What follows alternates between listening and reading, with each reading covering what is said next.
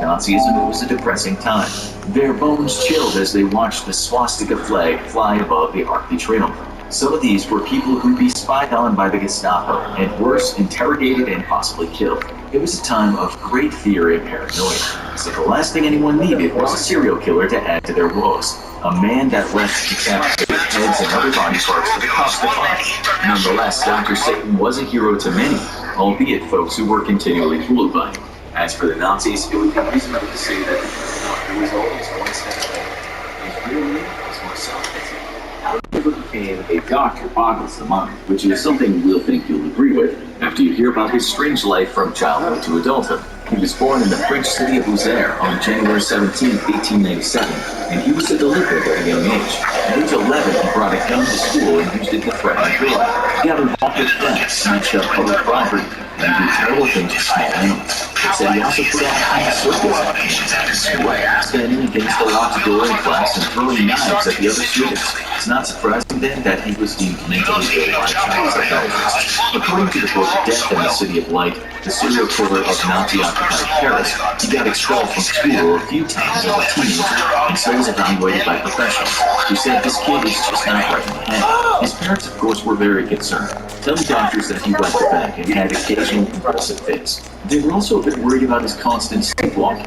If you were to ask an expert now, they might assume this kid at some point had a serious head injury, and that's what caused all the problems. Psychiatrists in 1914 seemed to suggest that his frontal lobes weren't working right, stating that he was an abnormal youth who didn't take responsibility for his acts. As you'll see, nothing really changed when he became an adult. Still, he ended up at a special Paris academy. And later, in 1916, when he was 19 years old, he went to fight for the French army in the trenches of World War I.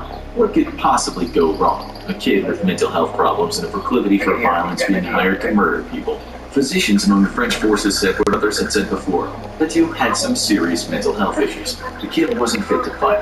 He was already walking close to the edges of his sanity when he was gassed and wounded in battle, after which it said he had a complete breakdown. At first, he was sent to homes where he could be looked after properly, but then he took up the bad habit of stealing morphine and other supplies, including people's personal stuff and their letters and photos from loved ones.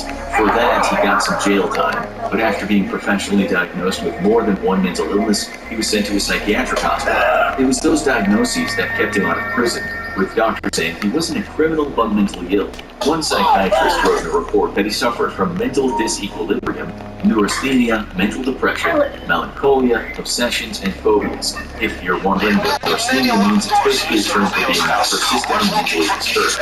After 3 weeks leave, he went back to the army. During his stint, he complained of headaches and blackouts, memory loss, and sleepwalking. At first, he was let go from the forces and given a 40% disability pension, but then after review got 100% pension.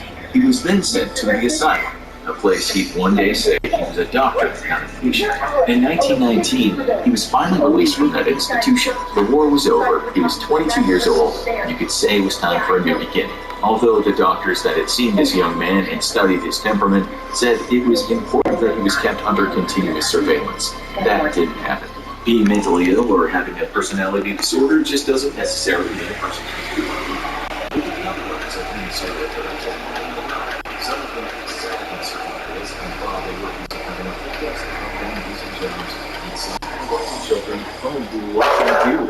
So it was that Monsieur Petiot joined an accelerated medical education program for war veterans, and he absolutely nailed the exams. He landed an internship at a hospital, and by the time December 1921 rolled around, he could proudly say he was the owner of a medical degree. He then set up a practice in his town of Villeneuve-sur-Yonne, a lovely little place in the Burgundy region, and a place that would feel the wrath of Petiot's violence. Now he was a professional, but his mental health issues were still there. He even got arrested for stealing at one point, but he kept his job. Petiot very likely had a touch of the psychopath in him. We say that for various reasons, with one being that he was very cunning and absolutely without a conscience. He needed more patience, so he went about saying he was one of the best doctors in town. He printed flyers that said so. One of them said, "Dr. Petiot is young, and only a young doctor can keep up to date on the latest methods born of a progress which marches with giant strides. This is why intelligent patients have confidence in him. Dr. Petiot treats, but does not exploit his patients." That could not have been further from the truth. He charmed his way into getting a long list of patients who he enrolled in a government program, thereby ensuring he got paid once by them and once by the government. It said someone would come to his practice with a regular kind of illness and he'd say, "Here's some morphine, that should fix it." No doubt it helped, but opiates are generally not first-line treatment for a bad cold or a cough. One time, the recipient of his morphine was just a kid, and the kid almost died from an overdose. When a pharmacist told Petio that in no way should he be giving opiates to children for minor problems, he replied, "What difference does it make to you anyway? Isn't it better to do away with this kid who's not doing anything in the world but pestering his mother?" Now, we should say right here that when Bayer first started marketing heroin in the 19th century, one of its uses was to give kids help with their coughs. Heroin is basically strong morphine. It worked because the drug tends to work in many ways, but it also was highly addictive and dangerous as hell. So while Petio might have had a point about morphine being an excellent product that shut up talkative kids, he shouldn't have been doing what he was doing. Those puzzle words, it seems, were still not doing their job in helping this man think about the consequences of his actions. He spent most of his time alone, only coming out to drive the sports car and occasionally smashing into another car.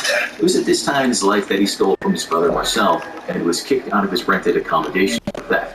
In 1922, the Commission de Réforme told him that he had to undergo a new examination regarding his disability pension. The doctor later said his tongue was badly injured because he was always fighting it during his convulsions. He added that Petio had an indifference about his life and the way it was going. How he kept his job as a doctor beggars belief, and more so because he was even allowed to claim 50% of his disability pension. We'll guess it was the 1920s. You could get away with such things back then. He began an affair with the daughter of one of his patients, a young woman named Louise Delaboux. After a few months, she disappeared. Neighbors of Petio told the cops that they'd seen him putting what looked like a really heavy package into the back of his car. The police looked into this but concluded that Delaboux had probably just skipped town. It was certainly a strange case, though, seeing that at the time Delaboux's parents' home was broken into and burned to the ground. Later, something that looked like the trunk Petio had stuffed into the back of his car that day was pulled out of a river in the town. Inside it was the bag